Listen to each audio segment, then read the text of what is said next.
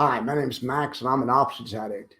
All right, what does that have to do with anything? Well, since I got sober 7 years ago in 11 days, I was also another kind of addict. But I've traded, watched, tweeted, read about the options market on almost a minute-by-minute basis. I was excited to see people talking about put options and short selling the other day or last week on the internet, but I was disheartened when I found out that everyone was talking about options because there was a wealth manager here in Austin that supposedly bought a bunch of put options on DJT right before the assassination attempt. So I looked into it.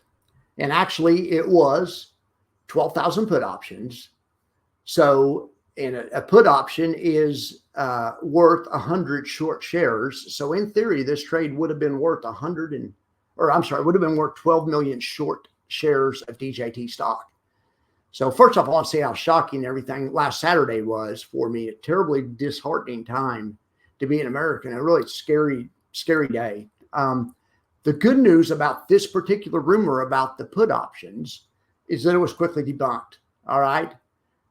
It even got a community note. I made a video that said the same thing as the community note, although I did not ask for the community note.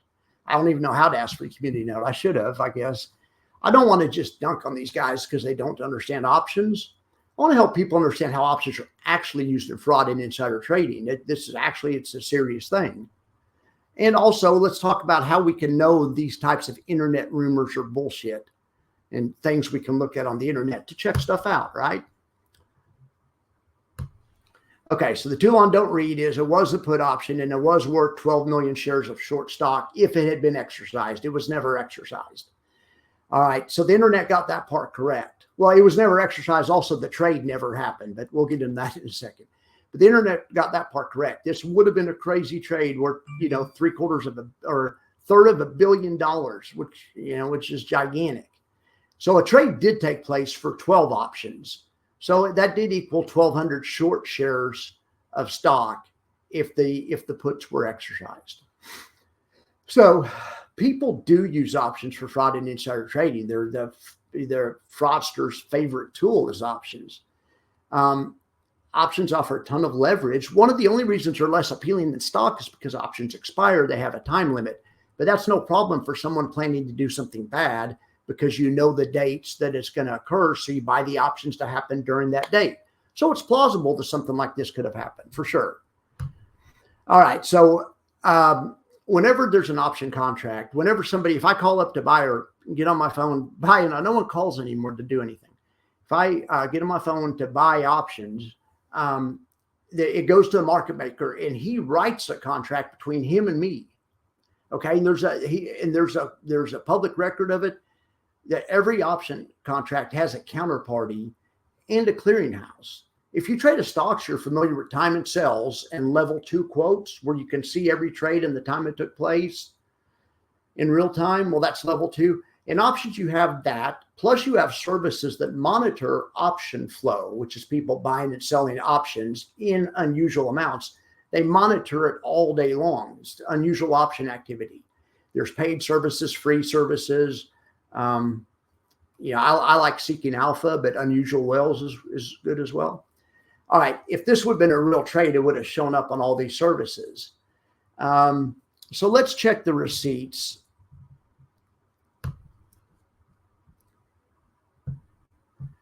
Here's the original tweet.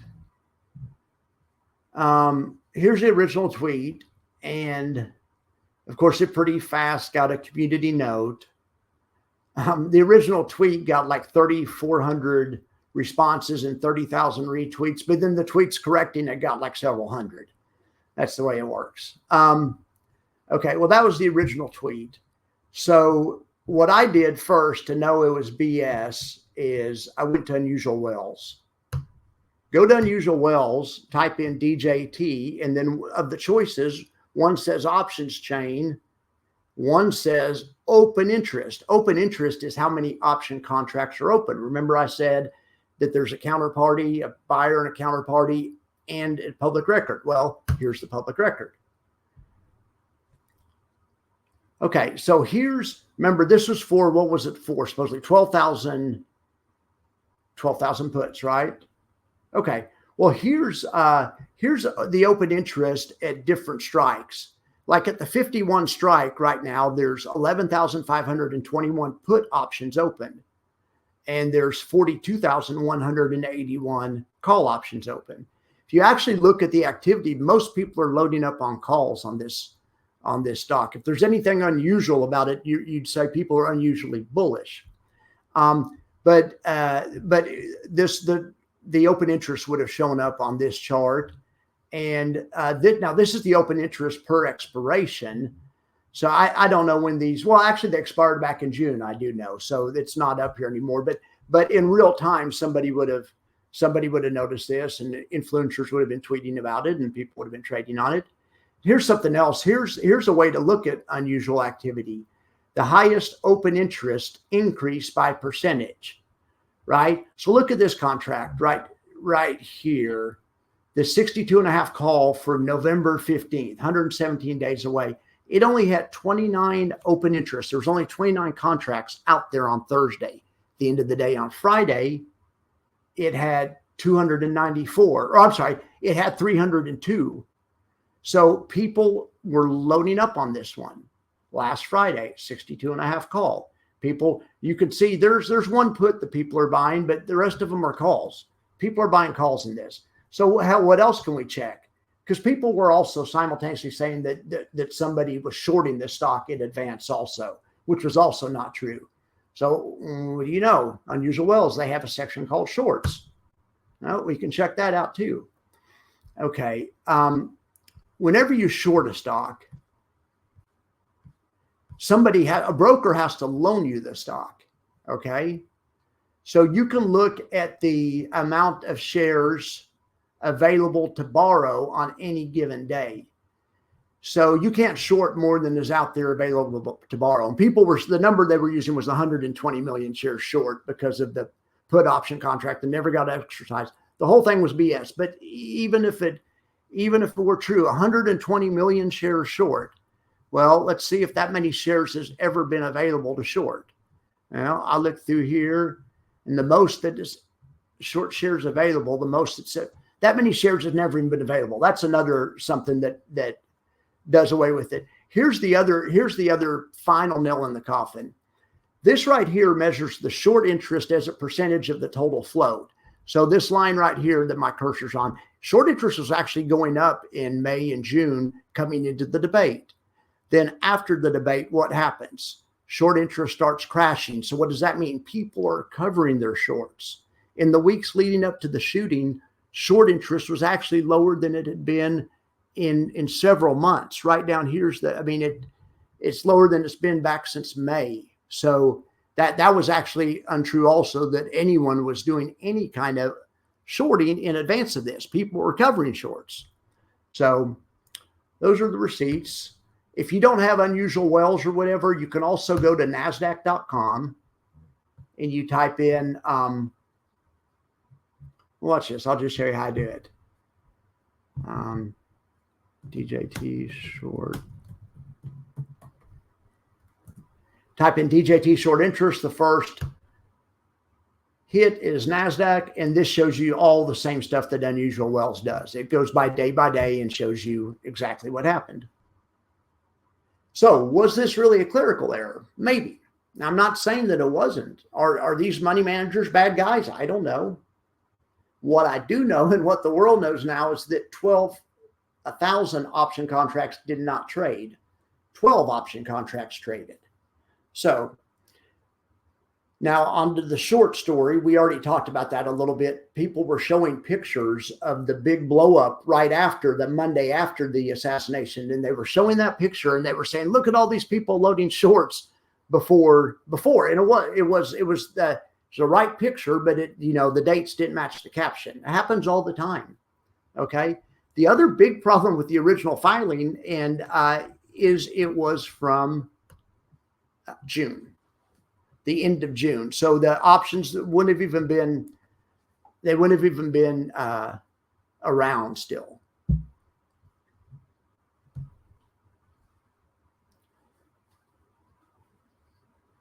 So let's talk about how insider trading works. If these guys, somebody did at their firm, somebody did buy 12 put options. So that gives them the right to short 1,200 shares of DJT. So let's say somebody at the firm was at the shooting and they saw the guy climbing on the roof with his gun, and they got their phone out of their pocket and they shorted DJT. The order goes to their wealth manager, which is down here in Austin. And then they put the trade in, and it shows up on the wealth manager's report. But that would not be, if you see something happening in short, that's not illegal. It just has to be public information. There's people that shorted the airlines after they saw the World Trade Center get hit, but before they were able to shut the stock exchange down. And those shorts went through. That was public information. All right. So if this wealth manager, Austin Private Wealth, had a friend who was at the rally, that would actually be legal.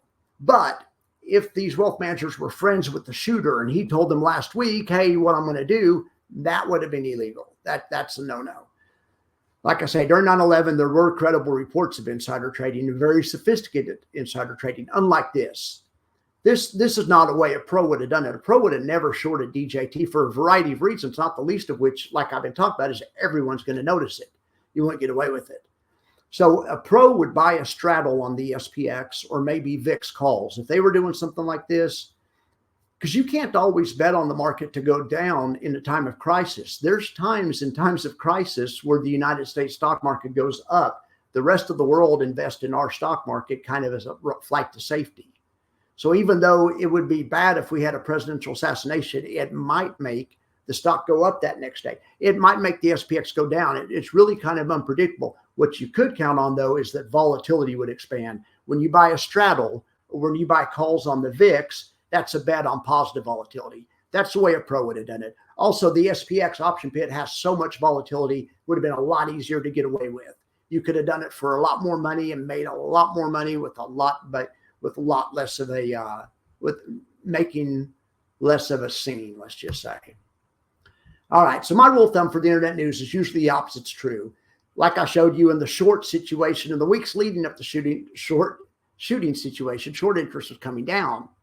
And of course, it was super high, but then it came down. So the opposite was true. It's sad that it's come to this, but really, when I went to the firm's webpage, other people went to the webpage and saw they donate to a bunch of local Austin charities. Now, these charities are facing backlash. So, I say if you care about Trump and the country, you want to figure out what really happened, then the more time you spend on red herrings, the less time you have to find the real perps. I mean, these guys are nuts. It's, they're serious. If I was the owner of this private wealth company, I'd give everyone some time off, hire security. What this really comes down to is, hey, you go to a different church than me. You have a different faith than I do, so you're evil. Your faith is trying to take over the world, and you're evil. That's what it really comes down to, and that's really sad in 2024. I have my two best buddies are MAGA. So, and I told them, hey, this inside trade didn't happen. They kind of got upset with me. They want to argue that it did happen. So I get it. They're convinced the Dems and the deep state are out to get Trump. And they can't believe that this would not be true. Even when I tell them it's not physically possible. I would think this would be good news if you're a Trumper. Like I say, then you can concentrate on what's really happening. I'm going to give you a good conspiracy theory if you stick around till the end.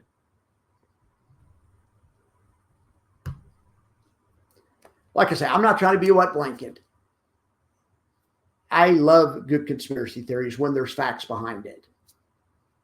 In the case of this one, there's a guy named Edward Dowd who also repudiated this put option trade. Edward Dowd's a former portfolio manager. I think at either Goldman or JP Morgan.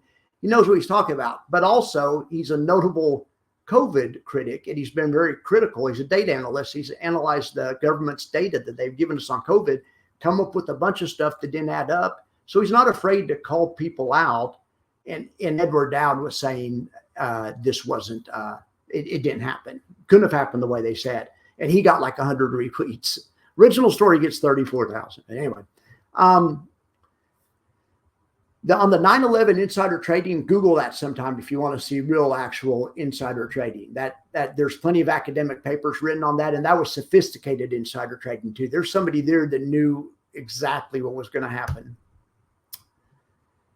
So let me give you one example, a real life example of the opposite being true. The end of 2022, there was something on the internet. It was that Unusual Wells put out a story that Pelosi sold Google stock.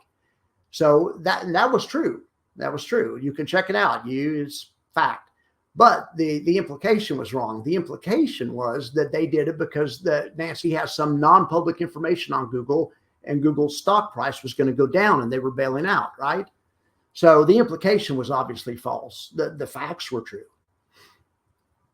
If you look at it though, this would have actually been the best time to buy Google in recent history. So what else do we know about selling stocks towards the end of the year? I think he sold it on December 27th. So let me show you a chart. I circled the day he sold it. This is a weekly chart. It was right there in that week between the 23rd and the 27th, or the 30th. 23rd and the 30th. He sold it that week. So right where my cursor is, right around $100. Mr. Pelosi was the one that Paul Pelosi was the one that sold it. But of course, it shows up on Nancy's disclosure because she's a congressperson. All right. Well, you know, how I would have felt stupid if I would have took that trade. I didn't take it. At the time, I told everyone, no, it's on the last day of the year. It's been a shitty year. It's tax loss harvesting, you know, where you sell the stock that's down and sacrifice it, but you take the capital loss and use it to offset some gains. That's what wealth managers do, and that's what people that are wealthy do to avoid taxes. So that's what Pelosi was doing. So that's fine. Like I say, I'm not trying to dunk on people that don't understand how that works, but I'm just saying don't listen to these things. They're usually wrong, and usually the opposite's true. In this case, the implication was you want to sell Google. The opposite was true, right?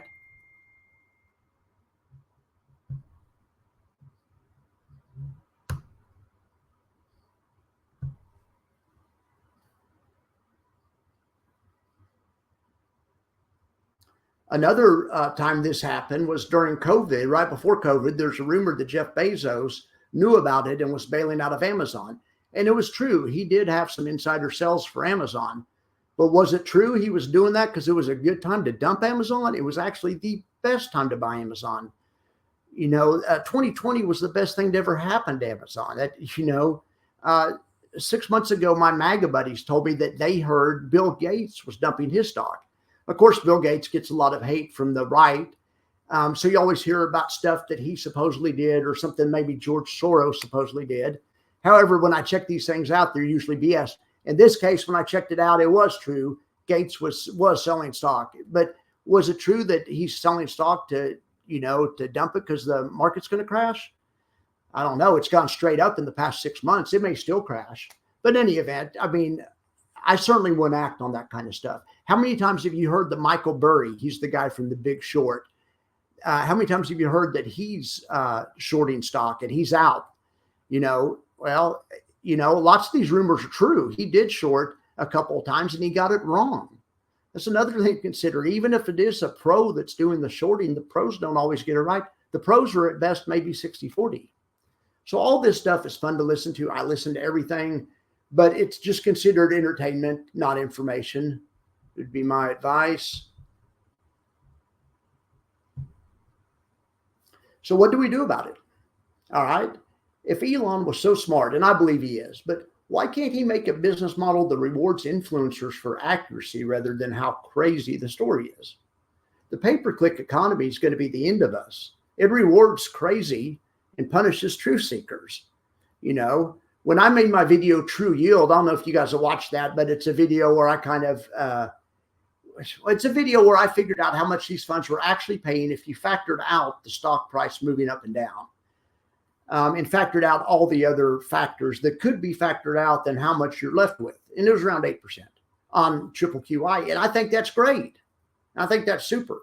But anyway, I've noticed that my subscriptions have gone down since then. All right. If I never made that video, maybe my channel will be doing better. But anyway, if you're one of those people that are still with me, thank you from the bottom of my heart. I appreciate it. I hope you like this video. I'm going to give you guys a good conspiracy theory.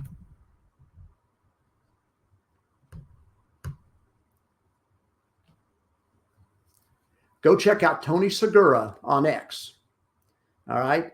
Tony Segura is also a data analyst, and him and his firm have indexed every IP address in the world, and they use it to do some crazy stuff. They've done some work on the Butler, Pennsylvania shooter, and I think you'll really like what he's uncovered. It's good stuff that is not just instantly refuted like this stock stuff. So go check out Tony Segura if you want to try to follow up and see what's really happening. Maybe that's who I'm looking at, and other people. But I would put Tony Segura in the same category as Edward Dowd, kind of an expert from the field that you're pretty sure isn't biased, because they hold power accountable. Tony Segura has also done a lot of work on January 6th, and he's also exposed some other things that the government wasn't happy about him exposing. So I'm more inclined to believe his kind of coverage. Anyway, he has some stuff on the shooter on the water tower. Go check it out. I think it's excellent. Or let's just say excellent. I don't know if it's true or not, but it's well sourced, unlike this stock stuff. All right, guys. I appreciate it. Have a good day.